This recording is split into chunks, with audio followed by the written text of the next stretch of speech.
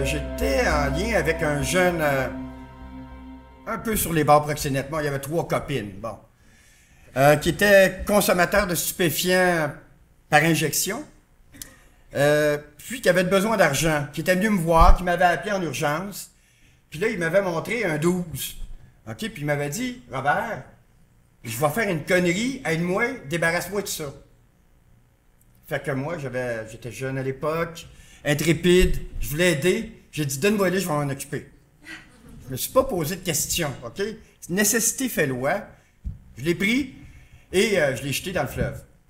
Mais à l'époque, on était 3 travailleurs de rue à Montréal, donc on n'était pas une grosse gang. Puis on savait pas trop où ce qu'on s'en allait, on apprenait sur le tas. Aujourd'hui, un de mes travailleurs de rue ferait une niaiserie de même, je le planterais dans le mur, là, puis je parlerais comme faux.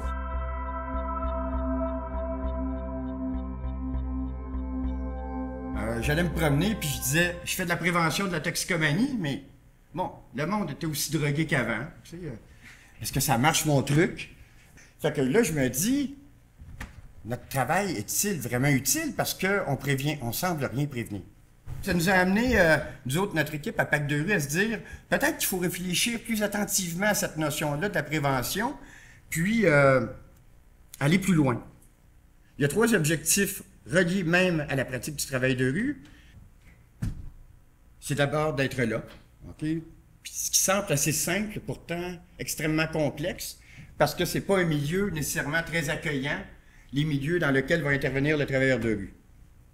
Il est là aussi pour créer des liens, donc être là et avec des personnes. Et le 3e niveau, c'est l'intervention. Un coup qu'on est là avec les personnes sur le terrain, on est aussi avec eux, mais il faut faire quelque chose, il faut être utile. Donc, on l'a nommé, toute la question de la prévention, mais aussi de l'accompagnement et de la médiation.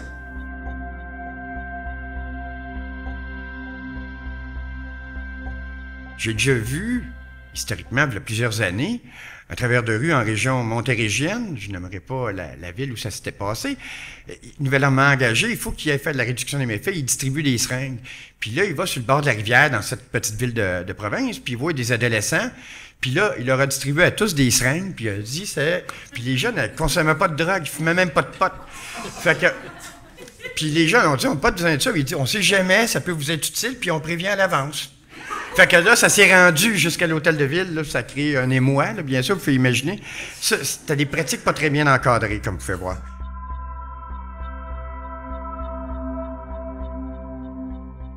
On se retrouve dans une espèce de zone grise, avec peu de moyens. On adopte certaines stratégies qui doivent s'adapter continuellement au terrain. Des fois, je dis bien des fois, mais avec le temps, on développe des réflexes. Des fois, on oublie l'éthique. Des fois, on oublie aussi l'aspect moral. En tout cas, on se pose pas trop de questions parce qu'on veut aider. Puis c'est souvent, quand on fait des retours, on se dit, qu'est-ce qu'on a fait? Est-ce que c'était bien ou mal? Bon, la question morale. Est-ce que c'est conforme à notre pratique professionnelle? Bon, c'est la question éthique. Est-ce que j'ai fait quelque chose d'illégal? On se le pose un peu moins, mais ça peut arriver aussi.